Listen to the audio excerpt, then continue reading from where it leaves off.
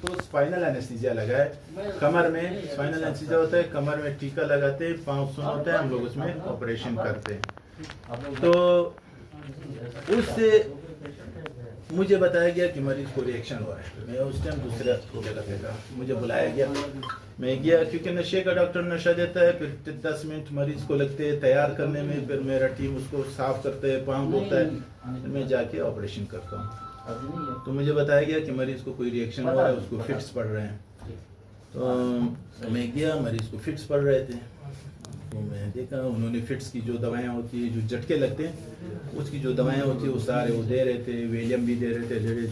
फिर मैं ये इनके वालिद साहब है, इसको मैं अंदर ले गया, मैंने उनको दिखाया, मैंने कहा यार ये रिएक्शन हो रहा है, आप इससे बात करो, थोड़ा रिलैक्स, वो जल्दी जल्दी सांस ले रहे।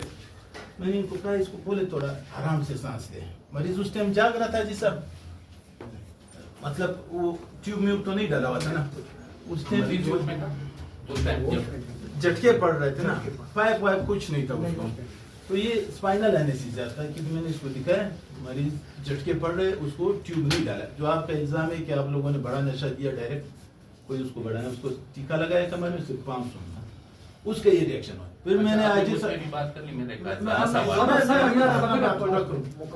तो उसके बाद क्योंकि जब मरीज को फिट्स पड़ रहे हो तो दिमाग को ऑक्सीजन नहीं जाता है, तो हमारी एनेस्थीसिया टीम वहाँ पे, हमारे दूसरे सीनियर एनेस्थेटिस्ट भी थे, डॉक्टर जुबैर साहब भी थे और इमरान साहब, इन्होंने फिर डिसाइड किया कि बेहतर है कि मरीज को ट्यूब डालें ताकि दिमाग का ऑक्सीजन तो बहाल रहे, क्योंकि जब झटके पड़ते हैं तो वो ऑक्सीजन नहीं जाता। तो फिर उसको ट्यूब डाला। फिर मैं आज सबको दोबारा ले गया, इनको दिखाया मरीज, मैंने कहा इन्होंने अभी ट्यूब डाल दिए, अभी ये मरीज उस टाइम रिलैक्स हो गया था, आपको मैं ले गया था, झटके पड़ना कम हो गए थे। उसके बाद हम लोगों ने मुख्तलिफ डॉक्टरों से वो किया कि भाई ये क्या हो रहा है। अब मैं तो ऑपरेशन का डॉक्टर हूँ, हड्डियों का डॉक्टर हूँ, मैंने अपना काम किया ही नहीं, मैं मरीज एनेस्थीसिया और उनके दरमियान चल रहा। फिर हमने अपना डॉक्टर एहसान जरकुन साहब है दिमाग के, उन्होंने आके देखा, उन्होंने उसको फिट्स की दवाएं एडजस्ट की। फिर हमने इनके 3-4 दफा इनसे पूछा भाई इसको कोई हिस्ट्री है, कोई दवाइयाँ लेते रहे हैं पुराना। इन्होंने कहा और तो कुछ नहीं है, ये पैदाइश इसका कम हुआ है, 7 महीने में पैदा हुआ है, और थोड़ा सा मुझे किसी ने बताया, मैं बोलना नहीं चाहता, थोड़ा सा वो कमज़ोर था अभी, और हम इन्वेस्टिगेशन फेज में, अभी हमें भी नहीं पता कि इसको रिएक्शन क्यों हुआ है।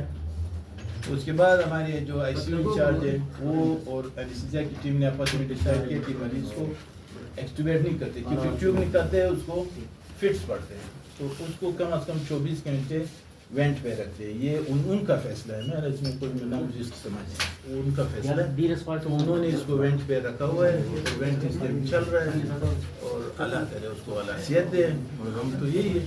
अभी बाकी आप लोगों को जो क्यूरी है, बाकी ये इसमें मेरा जो क्वेश्चन है कि जब एनेस्थीसिया दे देते हो जो रिएक्शन होता है, तो इसके लिए फिर क्या फेज आपका? वो तो एनेस्थीसिया की स्पेशलाइज्ड टीम होते हैं, वो उसमें दवाइयाँ देते हैं, जो उसको रिकवरी के लिए जो चीज़ें होती है वो सारा देते हैं।